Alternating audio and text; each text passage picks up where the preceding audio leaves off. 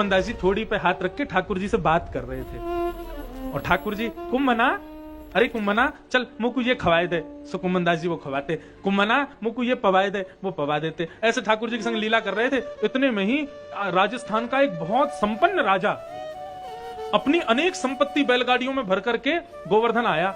और संपत्ति किसको देने आया? बोले जो दीनहीन से महात्मा हैं, जो बड़े अकिंचन से वैष्णव भक्त हैं, उनको अपनी संपत्ति दे दूंगा। किसी ब्रजवासी से पूछा, भैया गोवर्धन का कोई बड़ा विपन्न सा, बड़ा साधारण सा कोई वैष्णव हो तो मुझे उसका पता दो, ताकि मैं अपनी संपत्ति उसको दे दूं। परिचय दे दिया। बोले कि वो सामने कुटिया दिखाई दे रही है? बोले हाँ। बोले वहां पर ठाकुर जी के अनन्य भक्त कुम्मनदास जी रहते हैं, उनसे मिल लो। और उनकी परीक्षा लेने की जरूरत नहीं है, वो तो इतने विपन्न हैं, उनको संपत्ति दे ही दो आप अपनी, उनके पास तो कुछ भी नहीं है। राजा अपनी संपत्ति लेके गया, लेकिन जिस समय गया उस समय ठाकुर जी गोद में बैठे थे कुम्मनदास जी के। और जैसे ही वो कुम्मनदास जी कुछ खिलाने जा रहे थे, इतने में ही सामने से राजा ने कुटिया की किवाड़ खोली। किवाड़ खोलते ही ठाकुर जी अंतर ध्यान हो गए। ठाकुर जी गोदी से अंतर ध्यान होगा। अब कुम्मनदास जी हाथ में वो सामग्री लेके बैठे। लाला लाला कहाँ चलो गए हो? अरे मेरो लाला कहाँ चलो गए हो? कहाँ छुप गए हो? कभी नीचे देखें, तख्त के नीचे देखें, कभी बाहर जाके देखें, कभी दूर नजर डाल के देखें, अरे लाला कहाँ चलो गए हो? राजा अपनी समस्त सेना के साथ खड़ा है, संपत्ति न्योछावर करने के लिए खड़ा है, और कुम्मनदास जी ठाकुर जी को ढूंढ रहे हैं। राजा ने प्रणाम किया, महाराज मैं फलाने देश का राजा हूं, वृंदावन में ब्रजमंडल में ठाकुर जी के विपन्न भक्तों को अपनी संपत्ति देने आया हूं। मुझे लगा आपको अपनी संपत्ति प्रदान कर दूं। प्रभु ये संपत्ति सब मेरी, आप स्वीकार करो। कुम्मनदास जी की दैन्यता पर रीझ के राजा ने संपत्ति चरणों में अर्पित कर दी।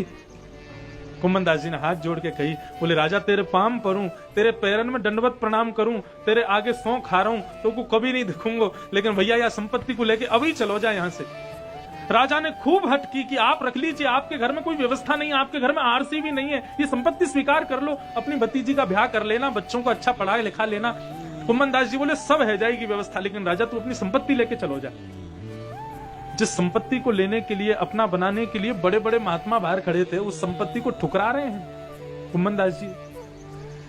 कुम्मनदास जी ने राजा से मना कर दिया। हाथ जोड़ के प्रणाम करके कुटिया के भीतर आए। जैसे ही आकर के बैठे, रोने लगे, ठाकुर जी कहाँ चले गए? इतने में ही गोपाल जी फिर प्रकट हो गए और प्रकट होकर कुम्मनदास जी के साथ लीला करने लगे। कुम्मनदास जी बोले, लाला तू कहाँ चलो गए हो? मैं तो तुमको खोज रहे हो। ठाकुर जी से बातचीत हुई। ठाकुर जी ने सहज भाव से पूछा, कुम्मना इतना बड़ा राजा अपनी इतनी सारी संपत्ति तो को देवे आयो, तेने मना क्यों कर दी? मैं जानू कुम्मना तू बड़ो विपन्न है, तेरे घर में एक समय रोटी बने तो दूसरे समय भोजन करवे की सामग्री ना रहे। कई बार घर के बालक भूखे रात में सो जाएं, इतना विपन्न मेरो कुम्मना, मैंने ही वह राजा को चेता के तेरे पास भेजो ताकि तू वहां की संपत्ति ले ले और अपने घर को, अपने परिवार को एक सुखद जीवन प्रदान करे। तेने काई को मना कर दियो? कुम्मनदास जी इतना सुंदर उत्तर देते हैं, बोले ठाकुर जी यदि मैंने राजा की संपत्ति स्वीकार कर ली होती तो आप मुझसे ये पूछवे मेरी गोद में दोबारा नहीं आते कि मैंने संपत्ति क्यों ना ली।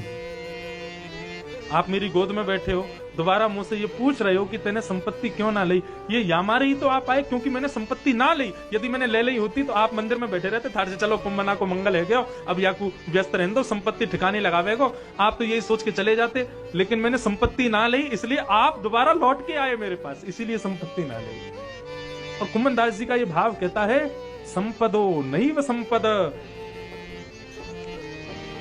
विपद विस्मरणम विष्णु संपद नारायण स्मृति। आप लोग कहते हैं, दुनिया के लोग कहते हैं, महाराज जी हमारी माता जी को ये बीमारी हो गई, हमारे उस घर में ऐसा हो गया, हमारे यहाँ ये विपत्ति आ गई, ये विपत्ति आ गई। ये विपत्तियां नहीं है। आपने आकर के रुदन करके कहा, हम ठाकुर जी से दूर हो गए, हमारे ठाकुर जी के दर्शन हमसे छूट रहे हैं, हमारी माला हमसे छूट रही है, यही सबसे बड़ी विपत्ति है। हम बहुत धनवान हो गए, इसी स्कीम में हमारा घर बना, इतने बड़े हमारे प्लॉट हैं, इतनी बड़ी हमारी फैक्ट्री है। ये सब संपत्तियां नहीं है। ठाकुर जी की याद हमको रोज आती है, ये सबसे बड़ी संपत्ति है।